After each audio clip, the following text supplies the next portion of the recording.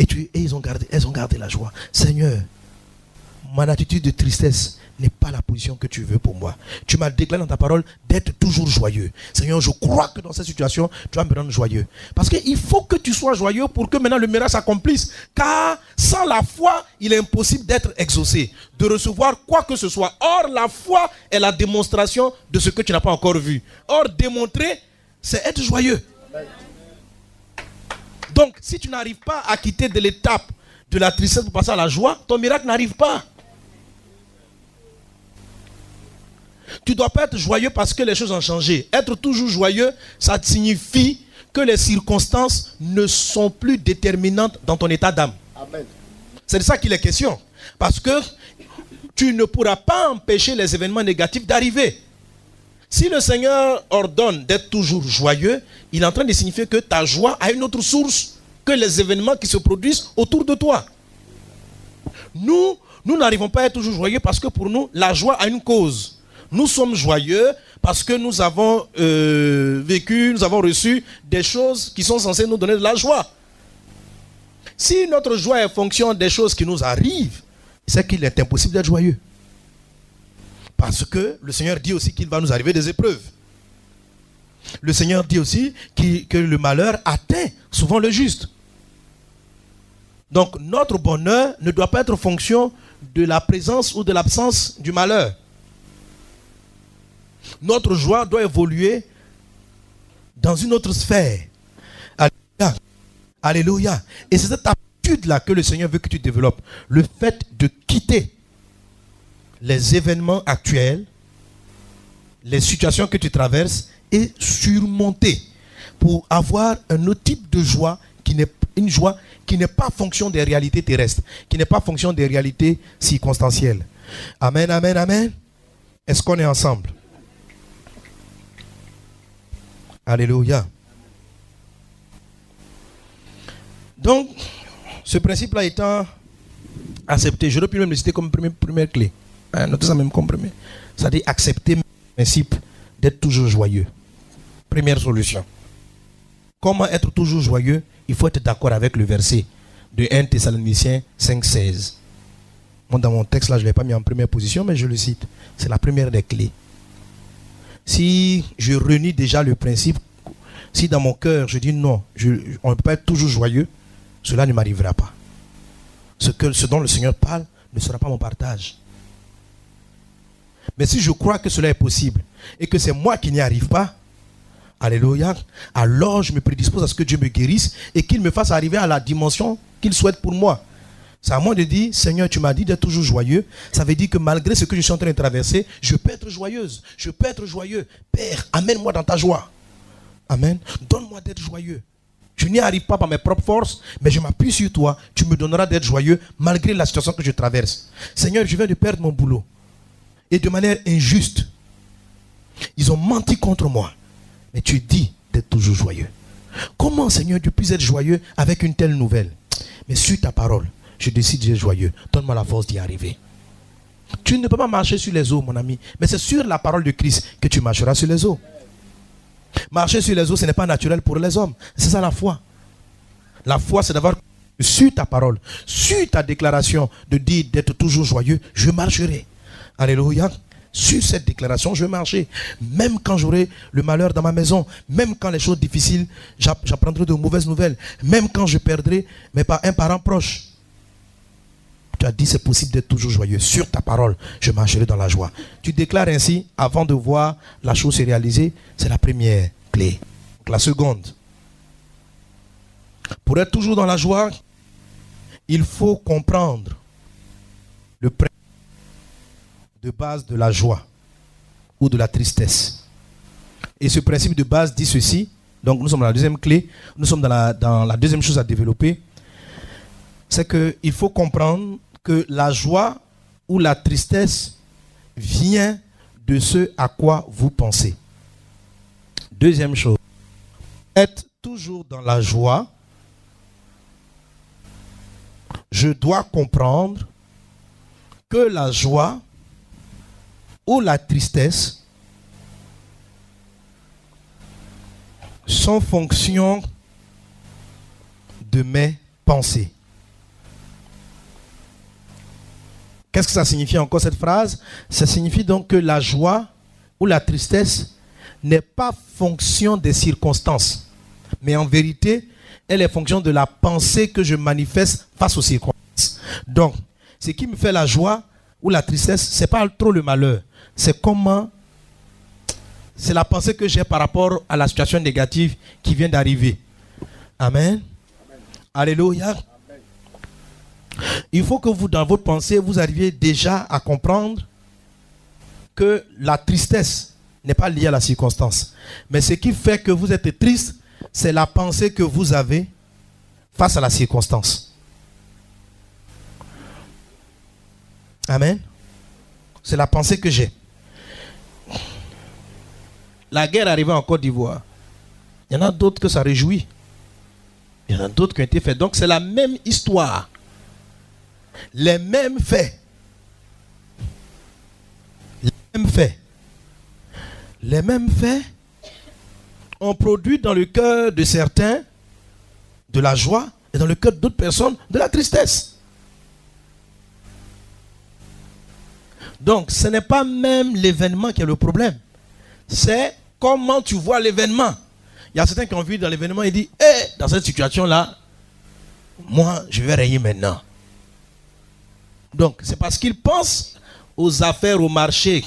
Par exemple, les vendeurs d'armes. Quand on a la guerre, ils sourient. Ils disent, qu'est-ce que je dois faire? Il faut que j'aille démarcher.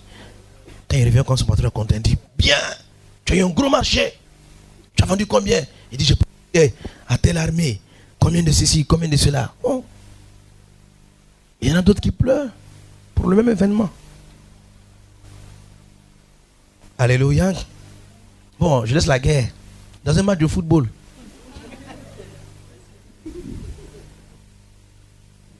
En finale, la Côte d'Ivoire, contre quel pays là? Contre la Zambie. Les Zambiens ont dansé. Les Ivoiriens ont pleuré. Bon, même dans les Ivoiriens qui ont pleuré, il y en a qui ont ri aussi. Donc, la même Côte d'Ivoire a perdu. Mais dans la défaite de la même Côte d'Ivoire, certains étaient contents, d'autres étaient tristes. D'autres ont pleuré, d'autres ont fait la fête. Parce que tout ça n'a fait des pensées. Comment tu juges l'événement? Amen. Si vous saisissez le principe, alors vous comprenez, mais le jugement dépend de moi. Le jugement, le fait, la défaite ou la victoire se produit indifféremment de ma personne. Je ne peux pas influencer les circonstances. Mais si c'est ma pensée qui détermine ma thèse ou ma joie, ce que je peux faire, c'est moi de conditionner mes pensées pour qu'elles produisent en moi la joie. Alléluia. Amen. Alléluia. Est-ce qu'on me suit? Amen. Il faut comprendre. Il faut comprendre. Il faut saisir ce mystère. Ce n'est pas un mystère, c'est simple. C'est simple. Amen, amen, amen. Donc, tout est fonction de ce que tu vois. Qu'est-ce que tu vois quand tu regardes la circonstance? Qu'est-ce que tu vois? Quand la Côte d'Ivoire a perdu, qu'est-ce que tu voyais? Ceux qui étaient contents, il y a quelque chose qu'ils voyaient dans leur esprit. Ceux qui étaient tristes, il y a une autre chose aussi qu'ils voyaient. Chacun regardait dans ses pensées l'événement de manière différente. Alléluia. Proverbe 12, 25 dit ceci. L'inquiétude dans le cœur de l'homme l'abat, mais une bonne parole le réjouit. En fait, ce qui t'abat, ce qui t'attriste, c'est à cause de l'inquiétude. C'est-à-dire, c'est ce qui se passe dans ton cœur. Mais si tu transformes ce qui se passe dans ton cœur, pas en changeant la circonstance, mais en changeant les paroles, c'est-à-dire les informations que tu souhaites garder en toi, alors ça va te relayer. Amen, amen. Amen. pour donc avoir la joie. Donc, premier principe, j'ai admis que la parole de Dieu est la vérité. Si le Seigneur dit soyez toujours joyeux, c'est que c'est possible d'être toujours joyeux. Si le Seigneur dit soyez toujours joyeux, ça veut dire qu'on peut être joyeux en toutes circonstances, dans le malheur comme dans le bonheur. Amen. Deuxième chose, c'est que je dois savoir que ma joie ou ma tristesse, ce qui m'attriste, ce qui me donne de la joie, ce n'est pas trop l'événement, mais c'est la façon dont je pense à l'événement. L'événement peut être pour moi une source de joie comme une source de tristesse. Donc, bonne nouvelle, c'est que comme je peux régler ma vie, c'est que donc je peux donc régler ma tristesse, la façon dont je vais gérer émotionnellement la situation. Amen. Maintenant, notre exercice, une fois qu'on a laissé tomber les circonstances, on dit, on vient de comprendre avec la clé 2 que les circonstances ne sont pas le problème. Les circonstances, nous ne pouvons pas les changer. Les circonstances, ce sont les faits d'autres personnes. Nous n'avons pas de pouvoir réel sur des circonstances qui nous sont imposées, par exemple. Mais nous avons le pouvoir sur les choses qui sortent de nous. Donc, je dois maintenant m'exercer à redimensionner mes pensées par rapport au type d'événement qui arrive. Si c'est un événement joyeux, je sais le prendre. Si c'est un événement malheureux, c'est comme à force de, quand j'ai compris ce message, je redimensionne en même temps ma pensée. Une fois que je la redimensionne, j'aurai toujours de la joie malgré l'événement triste. C'est pourquoi on a lu tout à l'heure dans Jacques 1:2, il dit ceci: regardez comme un sujet de joie les diverses épreuves auxquelles vous êtes confrontés. C'est ça qu'il parle en fait. L'épreuve est censée produire la tristesse. Mais l'auteur, l'apôtre Jacques dit, ah non, c'est vrai que l'épreuve produit la tristesse, mais toi, regarde ça comme un sujet de joie. C'est-à-dire, le regard que tu portes à l'épreuve doit te produire la joie. Alléluia. Donc l'épreuve produit la tristesse, mais Jacques dit, regardez comme un sujet de joie les diverses épreuves auxquelles vous êtes confrontés. La joie est facile quand tout va bien, mais quand tout va mal, c'est ça qui est intéressant. Amen. Être toujours joyeux, c'est la capacité à être joyeux même dans les temps tristes. La troisième clé donc qui va vous permettre de contrôler et de gérer ce recul-là de la pensée, c'est le détachement. Dis avec moi le détachement. Détachement. Dis avec moi détachement. Le détachement de quoi? En fait, je vais parler du détachement de votre esprit. Rappelez-vous, vous êtes le porteur de vie, l'homme est composé du corps, de l'âme et de l'esprit. Amen. Amen. Qu'est-ce que nous voulons contrôler? Nous voulons contrôler nos pensées. Nous ne pouvons pas contrôler ce qui arrive. Nous ne pouvons pas contrôler cela à 100%. Mais les pensées émanent de nous. Donc nous avons le pouvoir sur nos pensées. Donc nous voulons les contrôler. Comment vais-je arriver à contrôler ma pensée pour pouvoir respecter le principe précédent? 2. Pour le faire, il faut que j'applique le principe du détachement entre l'esprit et l'âme. Et par conséquent, entre l'esprit et le corps. Je dois mettre un détachement. Ce n'est pas difficile, je vais vous expliquer. C'est facile. Le détachement, là, c'est facile. Je dois être détaché. Je dois être conscient, à un moment donné, pour comprendre le détachement, il faut faire ceci, que dans les pensées qui trottinent en nous, il y a une pensée un peu plus profonde. En fait, celle de l'esprit. L'âme manifeste les émotions. Il ne pense pas vraiment, ce sont des émotions. Alléluia. Mais le siège même de la réflexion, des idées, de la pensée, ce n'est pas l'âme, c'est l'esprit. Amen. Bon, même si vous comprenez pas, même si Bon, en fait, le corps même a un type de pensée.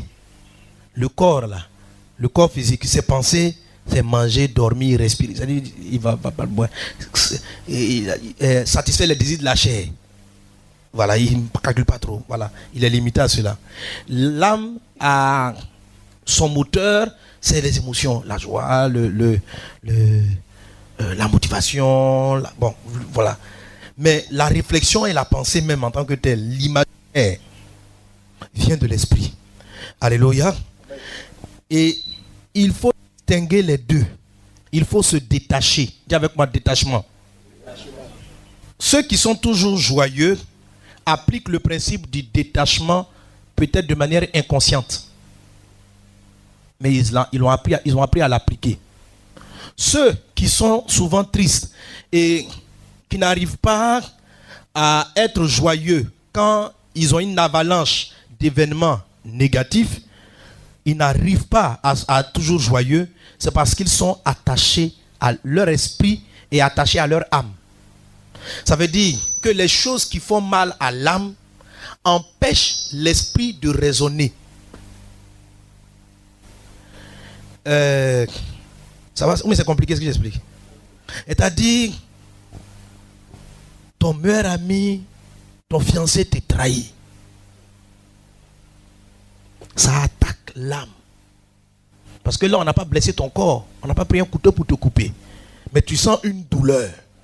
Donc, ce n'est pas une douleur physique, c'est une douleur intérieure. Et cette douleur-là attaque les émotions. C'est une douleur émotionnelle. Cette douleur émotionnelle-là est là. Il y a la trahison. Et puis, cette douleur risque d'attaquer tes pensées. Quoi? Maintenant, c'est ce à quoi tu réfléchis là. Ah, les hommes sont mauvais. Les hommes sont mauvais. Ça, ce n'est pas l'âme. L'âme, ça lui a fait mal. Parce que l'âme est rattachée aux circonstances. Je ne te dis pas que il faut... En fait, on va changer les pensées qui sont dans l'âme. Mais l'âme est rattachée aux circonstances. L'âme réagit parce que, en fait, l'âme est amenée à réagir aux circonstances. Parce que le corps doit réagir à ce qu'il touche. Mais ce que le corps touche n'est pas forcément la décision à prendre. Par exemple, si vous voulez soulever quelque chose qui est un peu chaud, le corps va vous signaler que, ah, attention, c'est chaud. Maintenant, mais c'est ton cerveau qui va faire le choix. Il va dire, non, tu peux gérer ça. Hein? Tu peux gérer. C'est pas mortel. Mais le corps va te signaler. Le corps est là pour signaler. L'âme signale à l'esprit les blessures émotionnelles. Il dit, attention, ce monsieur-là, il est un peu méchant. Hein? Il veut te faire du mal. Bon, l'âme signale. Maintenant, l'esprit analyse et choisit l'attitude à avoir. Maintenant, si ton esprit est trop rattaché à ton âme, le truc c'est que quand l'esprit dit, l'âme dit le monsieur est bizarre, l'âme en même temps le rejette. L'âme dit le monsieur est bizarre, l'esprit en même temps le rejette. L'esprit dit je ne veux plus le voir. Tandis que l'esprit peut avoir un autre raisonnement. L'esprit peut dire, ah, il est bizarre. J'analyse, je vais l'aider. Si ton esprit est collé à ton âme, dès que l'âme a mal, rejette. Si l'esprit était collé au corps physique, il y a beaucoup de maladies que nous aurions. Par exemple, il y a des médicaments qui sont amers. Vous me suivez? Donc l'esprit te dit que le corps te dit que ce n'est pas doux. Mais l'esprit doit avoir du recul. L'esprit est séparé du corps. Il a du recul. Il dit ça parce que ce n'est pas doux qu'on ne doit pas le prendre. Il te dit, la langue signale, ce n'est pas. L'esprit dit, oui, c'est vrai, ce n'est pas doux, mais on en a besoin pour notre santé. Donc, celui qui commande, c'est l'esprit. La chair, le corps signale tout ce qui est difficulté ou plaisir physique, mais la chair ne doit pas commander. Vous me suivez? Si la chair goûte une chose qui est sucrée, mais qui a un poison à l'intérieur, et que l'esprit sait qu'il y a un poison, l'esprit doit pouvoir dire à la chair, ne mange pas. Dès l'instant où toute chose qui est doux à ton palais, tu le fais, tu n'as plus de contrôle. Ce qui te contrôle, ce sont les désirs de ta chair. Donc dans ce cas-là, ton esprit est collé à ta chair. Ton esprit n'a pas de recul. Amen. Donc de même que l'esprit peut être attaché à la chair, l'esprit peut être collé aussi à l'âme. Et c'est ce qui arrive le plus souvent. Donc, généralement, ce qui se passe, c'est que tout dépend de la formation de l'homme et de la femme. L'esprit des hommes est plus collé à leur chair, l'esprit des femmes est collé à leur âme. Quelqu'un me suit? Les hommes, le masculin, l'homme, généralement son esprit est plus rattaché à son corps. Et la femme, son esprit est plus rattaché à son âme, à ses émotions. Elle réfléchit par ce qu'elle ressent. Le plus souvent. Elle va te parler mal si son âme a mal. Or, l'esprit peut dire, est-ce que c'est judicieux de parler mal? Les hommes, ils voient la fille, elle est belle. Le corps dit, allons coucher. L'esprit dit, tu es converti maintenant. La chair dit, je ne tiens plus. L'esprit dit, je suis ton esclave, la chair. Je ne peux pas résister, allons-y. Vous allez voir, mais c'est vrai, vous allez voir que, par exemple, les femmes gênent plus facilement que les hommes. Parce qu'elles arrivent à se détacher facilement des désirs de la chair. Ce n'est pas la faim. En fait, beaucoup, bon, il y a des femmes qui mangent la chair. Hein, c'est pas... Quand je dis ça, ce n'est pas absolu, mais c'est une affaire de proportion, de pourcentage. Voilà. Il y a des femmes aussi charnelles. Voilà. Mais le plus souvent, elles sont plus sensibles au volet émotionnel. Vous me suivez? Voilà. Donc, c'est vrai que l'esprit de l'homme collé à la chair, il est très fonctionnel. Il essaie de voir où on gagne, où on perd. Ça dit, c'est simple. La femme, c'est beaucoup plus attention à la façon dont tu l'as salué, aux gestes que tu as fait. Voilà. Un homme, par exemple, généralement, si tu le salues sans trop sourire, ça n'a pas d'importance. Il va pas... Parce que quand tu ne souris pas, il n'y a peut-être pas un message. En fait, il n'a pas besoin du message que tu amènes à son âme. Lui, on dit, mais tu n'as pas vu qu'il t'a regardé. Il dit, ah, pourquoi tu veux que je vois? Il m'a salué. Pourquoi tu veux que je pense à autre chose? Oh, l'âme. C'est ce détail-là, le petit regard que tu as porté là, la manière dont tu as géré la situation, ça rentre d'abord dans son âme. Et c'est là qu'elle juge l'affaire. L'homme, lui, considère l'acte physique. La femme ne considère pas l'acte physique. Quand tu l'as salué, ce qui l'intéresse, tu pensais à quoi? La plupart des hommes, tu les as salués. Là, beaucoup de femmes, elles voient ton regard.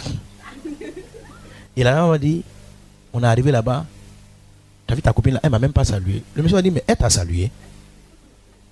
Et dit, ça, c'est pas salutation. Elle n'a pas serré ma main. Elle a salué le bout des doigts. Ça, c'est un message.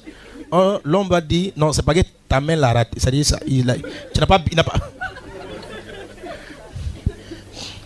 Bon, par contre, il y a des hommes aussi dont l'esprit est très collé à l'âme. Ça arrive. Voilà. Donc, la dame est plus émotionnelle, considère des petits détails. Mais c'est l'âme qui est comme ça. Voilà. L'esprit, les hommes aussi, donc, qui s'est collé à la chair, c'est-à-dire c'est collé au corps, leur esprit. Mais dans tous ces cas-là, tous ces deux cas ne sont pas bons. Tant que vous êtes collé, l'esprit est rattaché à la chair, vous êtes influencé par les circonstances. Votre bonheur ou votre joie va dépendre des circonstances. Quelqu'un dont l'esprit est rattaché aux besoins charnels, vous allez voir, donc si l'homme est rattaché vraiment au corps, s'il n'a pas d'argent pour acheter à manger, il peut être très abattu. S'il n'a pas de boulot, ça, le corps n'est pas en train d'agir, il peut être très abattu. Donc, les événements qui arrivent à son être physique ont une incidence directement sur son état de cœur. Donc, il n'arrive pas à être joyeux. En fait, les circonstances vont déterminer maintenant sa joie. Or, pour être toujours joyeux, il faudrait que les circonstances n'aient pas d'influence directe sur votre réaction. Amen. Les circonstances ne doivent pas avoir d'incidence directe sur vos réactions. Pour que la plupart des femmes, en tout cas aussi les hommes, soient toujours joyeux, il ne faut pas que les circonstances qui affectent les émotions aient un impact, une influence directe sur votre esprit. Voilà. Donc, comme je l'ai dit, il y a aussi des hommes aussi très émotionnels. Voilà, ce n'est pas une règle établie, mais c'est le plus souvent le cas. Amen, amen. Amen. C'est pourquoi les hommes mariés, il faut faire attention. C'est pourquoi la femme prête beaucoup attention à des petits gestes affectueux. Voilà. Il y en a qui pensent que non, la femme, c'est l'argent qu'elle cherche. C'est pas trop l'argent. Lorsqu'une femme commence à chercher l'argent, c'est pour une autre raison. Généralement, une femme, bon, c'est vrai qu'elle peut choisir d'épouser. Au-delà, tout le monde cherche le matériel. Mais c'est jamais profond. Voilà, c'est pas profond. Quand la femme s'attache, en fait, c'est qu'elle peut le déclencher plus, c'est son âme. Amen. C'est ce dont on parle dans le livre de Hébreux chapitre 4, verset 12. Il dit ceci, en Hébreux 4, 12. Car la parole de Dieu est vivante et efficace, plus tranchante qu'une épée quelconque à deux tranchants, pénétrante jusqu'à partager âme et esprit, jointure et moelle. Elle juge les sentiments et les pensées du cœur. Alléluia. C'est un élément important dans le détachement. Donc dans le détachement, il faut que la parole de Dieu puisse séparer l'âme et l'esprit selon Hébreux chapitre 4 verset 12. La parole de Dieu, c'est-à-dire quoi? Quelle est la norme? Ce n'est pas la vérité de l'âme ni la vérité de la chair, mais c'est la vérité de la parole de Dieu qui est le comportement normal. Alléluia. Donc, si j'accepte la parole de Dieu comme le comportement normal, ce qui se passe, c'est que je finis par détacher mon âme de mon esprit, selon ce que Hébreux 4, 12 dit. Il dit, car la parole de Dieu est puissante, puisqu'il n'est pas de tranchant, séparer âme et esprit. Jointure et moelle, ça parle de la chair. Alléluia. Elle juge les sentiments et les pensées du cœur. Alléluia. Le détachement de l'âme se manifeste, deuxièmement, on est toujours dans le détachement, par le fait que vous devez, la deuxième chose à faire, donc il y a le détachement créé par la parole, il y a le détachement donc créé par l'exercice que vous faites de regarder votre âme de l'extérieur. Donc apprenez à regarder votre âme de l'extérieur. C'est quelque chose qui est fréquent dans la parole de Dieu. Jésus utilise cela souvent. David en parle. C'est cet exercice-là régulier qui finit par créer ce détachement intérieur de votre esprit et de votre âme. Pour contrôler l'âme, il faut, comme je dis, il faut pas être dans l'âme, nous être dans la chair. Que je suis en train de dire, votre corps et votre âme sont le véhicule de votre esprit qui est vous. Vous êtes un esprit. Votre corps est la voiture, est la maison. La maison n'est pas vous. L'âme est un véhicule. L'âme n'est pas vous. Si vous êtes dans votre voiture, que le pneu est crevé, vous allez dire, vous n'avez pas dit je suis crevé. Vous allez dire, on vient de crever mon pneu. Ou bien on a crevé le pneu de la voiture. Le pneu de la voiture est crevé. C'est votre voiture, vous en êtes propriétaire, vous vous déplacez avec, mais vous ne pouvez pas dire que vous êtes malade parce que le pneu de votre voiture est crevé. N'est-ce pas? Est-ce que quand le pneu de ta voiture a été cabossé, tu viens dire, frère, je suis malade, tu vas te coucher dans ta chambre. On dit, pourquoi tu es malade? Si tu dis, je suis malade parce qu'on a égratigné ma voiture, ça veut dire que ton cœur est trop rattaché à cette voiture. C'est pas ça? Voilà, donc dès qu'on la touche, toi-même tu es touché. Mais la majorité des personnes, on a suffisamment de détachement par rapport à nos objets, aux objets que nous possédons. Donc lorsqu'on touche ces objets-là, nous sommes capables de dire, ces objets-là sont atteints et non pas nous sommes atteints. Il en est de même du corps et de l'âme. Comment ça se développe par un type de langage? Vous allez voir ici Jésus qui pouvait dire en Matthieu chapitre 26, verset 38, il leur dit, alors mon âme est triste jusqu'à la mort. Restez ici et veillez avec moi. Jésus dit, mon âme est triste. Il ne dit pas, je suis triste. Il ne dit pas, je suis triste. Donc, si un événement malheureux attaque votre âme, vous frustre, vous êtes froissé émotionnellement, ne dites pas, je suis abattu. Ne dites pas, j'ai mal. Dis, mon âme a mal. Ça, c'est un détachement. Vous comprenez? C'est pourquoi David pouvait dire, mon âme bénit l'Éternel. C'est-à-dire qu'il avait la vision que lui et son âme, c'est deux parties différentes. Mais lorsque un événement a attaqué ton âme, quel est le langage que tu dis? Est-ce que tu ne dis pas, je suis en colère? Ce que tu dois commencer à dire, c'est mon âme est en colère. Est-ce que vous me suivez? Ne dis pas, je suis en colère. On t'a fait à dire, il m'a trop énervé. Non, c'est... Non. Si tu veux te détacher des circonstances, apprends à dire, ouh, il a énervé mon âme. Il a énervé mon âme. Il a énervé mon âme. Inconsciemment, tu es en train de dire qu'il y a une partie de ton corps qui est en colère, mais l'esprit n'est pas en colère. Alors, dès l'instant où tu détaches ton esprit, tu es capable maintenant de contrôler l'âme et de dire à l'âme, rentre. Mais si il a mis en colère ton âme et tu dis je suis en colère, il n'y a plus de recul possible. Comment tu peux corriger l'âme? Donc tu seras obligé d'attendre que l'âme se calme avant toi-même de te calmer. Ça veut dire ta douleur va s'arrêter au moment avec le temps. Donc tu peux être toujours joyeux. Quelqu'un me suit? Donc Jésus a connu un événement triste. Il voyait des événements tristes qu'elle est arrivée. Son âme a commencé à s'attrister. Il ne dit pas je suis triste. Il dit mon âme est triste. Comme on dirait ma voiture est en panne. Mais ta voiture en panne, c'est pas je suis en panne. Si tu es en panne, comment tu te soignes? Mais si ta voiture est en panne, au moins tu as le recul. C'est vrai que c'est pas bien que ta voiture soit en panne. Mais au moins, tu peux l'amener chez le mécano. Je veux dire, tu as le recul pour traiter. Quelqu'un me suit? Quand un médecin est malade, il va voir même un autre médecin. Parce que, étant donné que lui-même est malade, les médecins même ils savent que, en fait, celui qui doit te traiter doit avoir du recul par rapport à toi-même. Bon, il y a les petites automédications, tu as mal à la tête, tu prends un truc. Mais quand la maladie est sérieuse, toi-même tu aurais pu faire le diagnostic. Mais généralement, tu peux aller voir un confrère. Parce que étant toi-même dans ton propre corps qui est atteint, il est très difficile d'avoir une vue plus objective du problème. Pour avoir une vue objective, il faut en dehors du problème, pas dans le problème. Donc, si je veux être toujours dans la joie, je ne dois pas être dans les parties de mon être qui sont affectées par les circonstances. Je veux dire, une circonstance négative, par exemple, une arme qu'on vient mettre sur ton corps,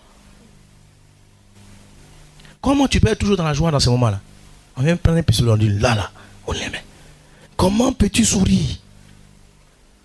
Pour pouvoir arriver à sourire dans cette circonstance, on dit c'est toujours joyeux. Il faut arriver à un moment donné où ce n'est pas trop ce qui va arriver à ton corps qui est ton problème. Tu as suffisamment de recul. Comme ce gars un jour qui m'a attrapé un carrefour, dans la forêt où je partais prier pour me frapper. Parce qu'il pensait que j'ai dragué sa copine. Je vous expliquais ça pendant que je l'évangélisais. En traversant la forêt. Mais je ne sais pas, mais pendant qu'il me saisissait le corps, j'étais souriant. Je le regardais en souriant.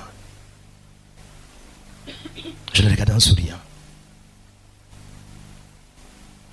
Il y a des moments dans ma marche avec le Seigneur, je n'avais pas compris ce principe. Je m'étais relâché. Mais si tu me mets saisi comme ça, j'allais être en colère. Il dit, mais tu fais quoi? Prends attends même, je te maudis. Qu'est-ce que tu sais que tu as fait? Un homme de Dieu comme moi.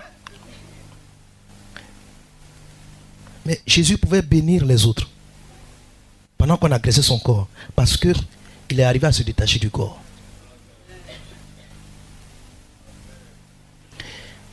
Quand j'ai eu cette attitude face au monsieur qui m'agressait, inconsciemment, tu avais fait ce travail dans ma vie.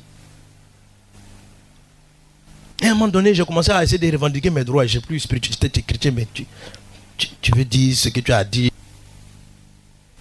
Et j'ai remarqué que les comportements des uns et des autres avaient de l'influence sur tout mon être. La méchanceté m'affectait. La méchanceté des gens affectait ma vie de prière.